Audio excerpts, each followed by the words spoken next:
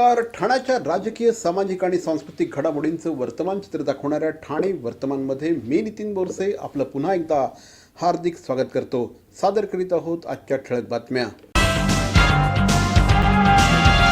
वर्तकनगर येथील श्री साईनाथ मंदिरामध्ये काल रामनवमीचा उत्सव अतिशय उत्साहाने संपन्न झाल्याची माहिती मंडळाचे अध्यक्ष श्री मंगेश नईबागकर यांनी दिली.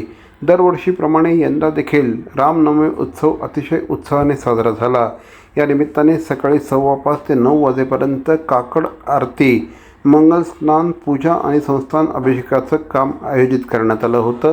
त्याचप्रमाणे सकाळी 9:30 ते 12 या कालावधीमध्ये ग्रंथ समाप्ती आणि रामजन्माच्या काल्याच्या कीर्तनाचं आयोजन करण्यात आलं होतं. दुपारी 12 वाजता श्री राम जन्म सोहळा या ठिकाणी साजरा झाला, तर सायंकाळी या ठिकाणी सांज आरती आणि धूपारती झाली. यावेळेस मोठ्या संख्येने भाविकांनी येऊन मंदिरामध्ये श्रीरामाचं आणि साईबाबांचं दर्शन घेतलं. त्यानिमित्ताने पालखी मिरवणुकीचं देखील आयोजन करण्यात आलं होतं. साईबाबा मंदिर बिल्डिंग नंबर 47 समोरून वर्तकनगर नाका या परिसरामध्ये या पालखी मिरवणुकीचं आयोजन करण्यात आलं होतं. वर्तकनगर श्री साईनाथ सेवा समिती संस्थापक अध्यक्ष बळीभाई नईबागकर त्यांच्या संकल्पनेतून या मंदिराची स्थापना झाली. हे मंदिर जेव्हापासून स्थापन झाले, जवळजवळ या मंदिराला 40 वर्ष होत आलेली आहेत. जसे शिर्डीमध्ये प्रत्येक उत्सव होतात त्याप्रमाणे आज रामनवमी उत्सव जवळजवळ आम्ही हा 40वा रामनवमी उत्सव साजरा करत आहोत. 23 मार्चपासून रामनवमी सप्ताह चालू झालेला आहे. आपल्या मंदिराच्या आवारातच दुर्गादेवी चैत्र नवमीचे औचित्य साधून आज सप्ताह चालू केला होता. या सप्ताहामध्ये जवळजवळ रामनामाचा जवळजवळ 51 जोडप्यांनी महायाग यज्ञ आपण केला होता. या यागासाठी जवळजवळ 51 जोडप्यांनी रामयाग करण्यात आला. या रामयाग यज्ञ जनकल्याणार्थ करण्यात आला होता, कारण आज अख्ख्या जगामध्ये, देशामध्ये युद्धस्थिती निर्माण झालेली आहे. त्यामुळे इंधन, गॅस वगैरे म्हणजे जवळजवळ आज देशावर संकटच ओढवलेलं आहे. या संकटातनं निघण्यासाठी म्हणून हा संकल्प करण्यात आला होता. आज रामनवमीचा दिवस असल्याने सकाळ पहाटेपासूनच भक्तांनी दर्शनासाठी गर्दी केली होती. अमेरिकेचे राष्ट्राध्यक्ष डोनाल्ड ट्रम्प यांनी इराणच्या ऊर्जा प्रकल्पांवरील संभाव्य हल्ला 10 दिवसांसाठी पुढे ढकलण्याची घोषणा केली आहे. ट्रुथ सोशलवरील पोस्टमध्ये त्यांनी हा निर्णय इराणच्या विनंतीनुसार घेतल्याचं स्पष्ट केलं आहे. 6 एप्रिल ही नवीन अंतिम मुदत निश्चित करण्यात आली आहे. एका आठवड्यात ट्रम्प यांनी हल्ल्याची मुदत वाढवण्याची ही दुसरी वेळ आहे. राजस्थान दिवस के उपलक्ष्य पर राजस्थान महोत्सव सोमवार दिनांक 30 मार्च 2026 शाम 5 बजे से रात 10 बजे तक. आयोजक राजस्थान विकास मंच, महाराष्ट्र राज्य. कार्यक्रम स्थल वेदांत मैदान, खुला रंगमंच, वर्तकनगर प्रभाग समिति के सामने, ठाणे पश्चिम. मुख्य आकर्षण मुख्य लोक गायक राजस्थान के प्रसिद्ध स्वर लहटी Shri Lahrudas Mewar and party. Rajasthani film अभिनेत्री एवं सुप्रसिद्ध लोक गायिका नृत्यांगना ट्विंकल वैष्णव. राजस्थानी फिल्म अभिनेत्री एवं सुप्रसिद्ध नृत्यांगना सोनल रायका. राजस्थानी लोक कलाकार हमीरा राम रायका जोधपुर से. अवश्य पधारे. राजस्थान दिवस के उपलक्ष्य पर राजस्थान विकास मंच महाराष्ट्र आयोजित राजस्थान महोत्सव. निमंत्रक श्री राकेश जी मोदी और कपूर रामावत जी. भवानी ज्वेलर्स ठाणे, पारंपरिक आणि आधुनिक दागिन्यांचा अप्रतिम संगम. प्रत्येक स्त्रीची पहिली पसंती भवानी ज्वेलर्स ठाणे. नक्की भेट द्या. ठाणे महानगरपालिकेचे मालमत्ता कर म्हणजेच प्रॉपर्टी टॅक्स भरण्याचे आवाहन. सन 2022-23 या आर्थिक वर्षाचे मालमत्ता कराचे म्हणजेच प्रॉपर्टी टॅक्सचे बिल ठाणेकर करदात्यांना महापालिकेमार्फत आर्थिक वर्षाच्या सुरुवातीस म्हणजेच माहे एप्रिल 2022 मध्ये देण्यात आलेले आहे. तथापि अद्यापही काही करदात्यांनी मालमत्ता कर महापालिकेकडे जमा केलेला नाही. सध्या आर्थिक वर्षाचा अंतिम टप्पा सुरू झाला आहे. मालमत्ता कर वसुलीसाठी महापालिकेतर्फे कडक कारवाई हाती घेण्यात आली आहे. या अंतर्गत जंगम मालमत्ता, टीव्ही, फ्रीज, वाहन व इतर जप्त करणे तसेच स्थावर मालमत्ता वॉरंट बजावून जप्त करण्यात येत असून मालमत्तेचा जाहीर विक्रीद्वारे लिलाव करून कराची रक्कम वसूल करण्यात येत आहे. मालमत्तेस पाणी पुरवठा करण्यात येणारे नळ संयोजन खंडित करण्यात येत आहेत.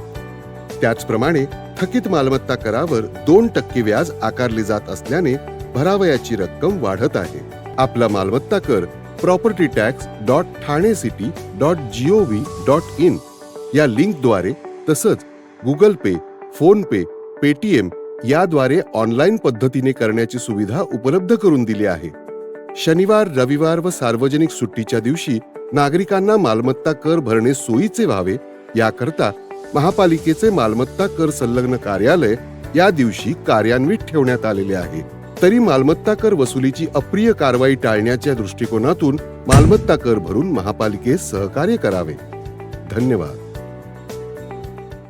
CP Goenka International School, nurturing talent at young age for scholastics, sports and performing arts in global perspective.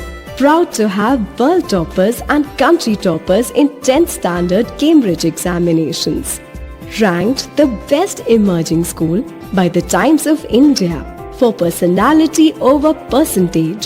CP Goenka is the intelligent choice. पोर्तुगीजांच्या सत्तेतून मराठ्यांनी 27 मार्च 1737 रोजी ठाणे किल्ला मुक्त केल्याच्या घटनेनिमित्त ठाणे मध्यवर्ती कारागृहात ठाणे मुक्ती दिन साजरा करण्यात आला.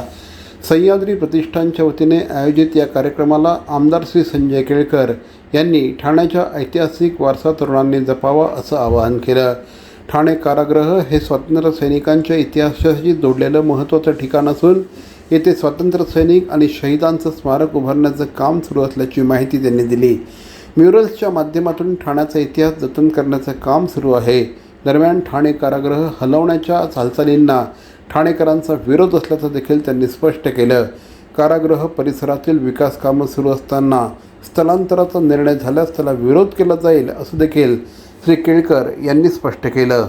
आज या ठिकाणी गेली 12 वर्ष सह्याद्री प्रतिष्ठान हा ठाणे मुक्ती दिन साजरा करतो. याला एक अनन्यसाधारण असं महत्त्व आहे. ज्या पोर्तुगीजांनी शेकडो वर्ष या ठिकाणी सत्ता गाजवली आणि अत्यंत क्रूरपणे या ठिकाणी लोकांना त्रास दिला.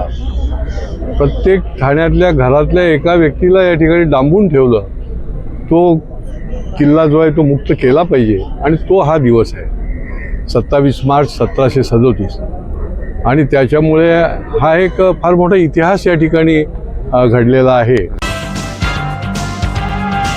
कोलवाड येथील वीर सावरकर मैदानामध्ये 19 ते 26 मार्चच्या कालावधीमध्ये चैत्र नवरात्रोत्सवाचं आयोजन करण्यात आलं. यामध्ये नवदुर्गा, महालक्ष्मी यज्ञ, रास गरबा, कन्यापूजन, महाभंडारा, जागरण, गोंधळ, लोकनृत्य असे विविध कार्यक्रम संपन्न झाले.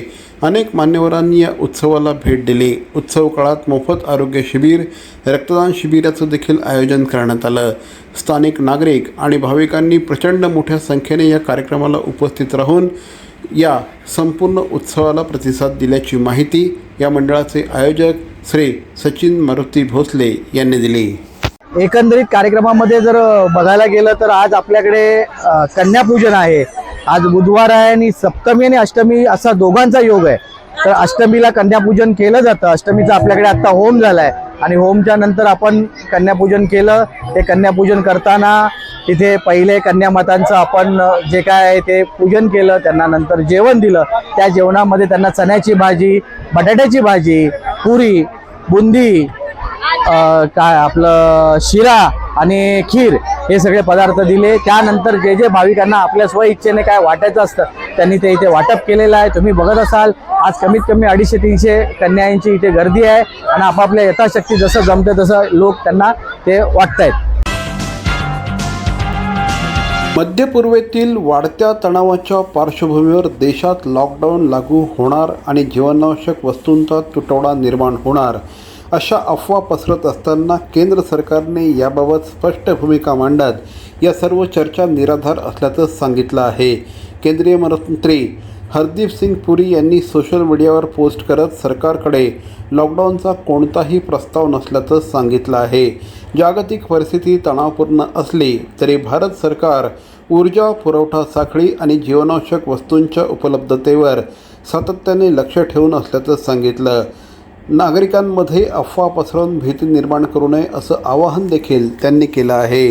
दरम्यान इराण युद्धामुळे कच्च्या तेलाच्या पुरवठ्यावर परिणाम होण्याची शक्यता लक्षात घेऊन केंद्र सरकारने पेट्रोल आणि डिझेलवरील उत्पादन शुल्कात मोठी कपात करण्याचा निर्णय घेतला आहे. पेट्रोलवरील एक्साईज ड्युटी प्रति लिटर 13 रुपयांवरून 3 रुपये करण्यात आली असून डिझेलवरील उत्पादन शुल्क पूर्णपणे शून्य करण्यात आलं आहे.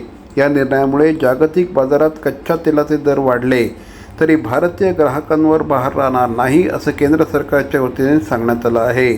तसंच कच्च्या तेलाचा पुरवठा विस्कळीत झाल्यास भारताने पर्यायी स्रोतांमधून सुमारे 60 दिवसांसाठी पुरेसा साठा उपलब्ध करून ठेवला असल्याचं देखील सरकारच्या वतीने स्पष्ट करण्यात आलं आहे. कोणत्याही आपत्कालीन परिस्थितीला सामोरं जाण्यासाठी सरकार सज्ज असल्याचा विश्वास व्यक्त करण्यात आला आहे. सरकारने नागरिकांना अफवांवर विश्वास न ठेवण्याचं, इंधन किंवा जीवनावश्यक वस्तूंची साठेबाजी न करण्याचं आवाहन केलं असून देशातील पुरवठा व्यवस्थित सुरळीत राहील असं स्पष्ट केलं आहे.